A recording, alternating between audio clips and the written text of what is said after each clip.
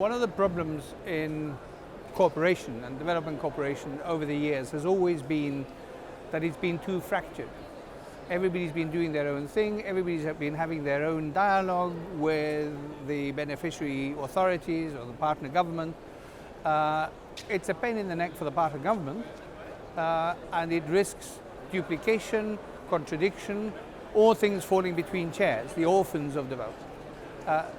Joint programming is an attempt from the EU side to consolidate what we do, to look at it overall, the EU as EU, that is the institutions, plus the EU as member states as well, and then even do a kind of division of labor to say who's got strengths, who's got particular interests and experience in different areas, so that we take a more holistic approach to how we cooperate with a country. That way we can cover, or with a country or a region, that way we can cover more SDGs, more areas, and more effectively avoiding the duplications or contradictions that I talked about.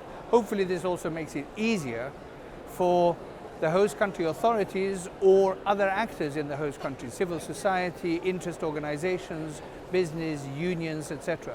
So it's an attempt to make things more efficient, and in doing so also covering more ground.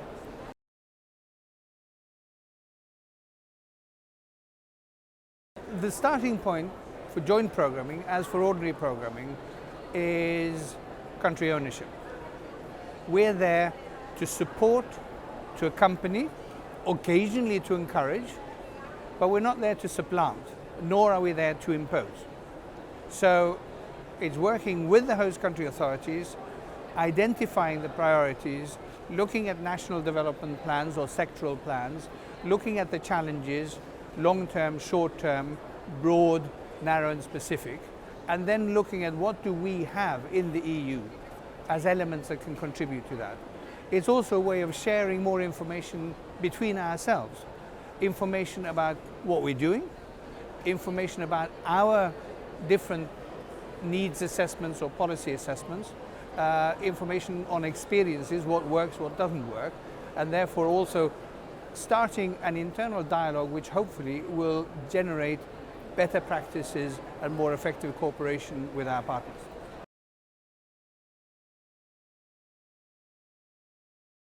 We've already developed quite a series of joint programs over the recent years.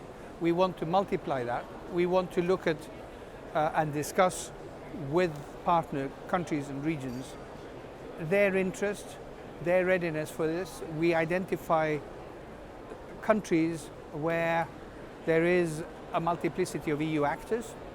Doesn't have to be very many. It can be where we have a few strong actors or where we really have a number. Then to look at how we can integrate this more actively and effectively into our processes. I think an important element there is it shouldn't just be narrow technical programming.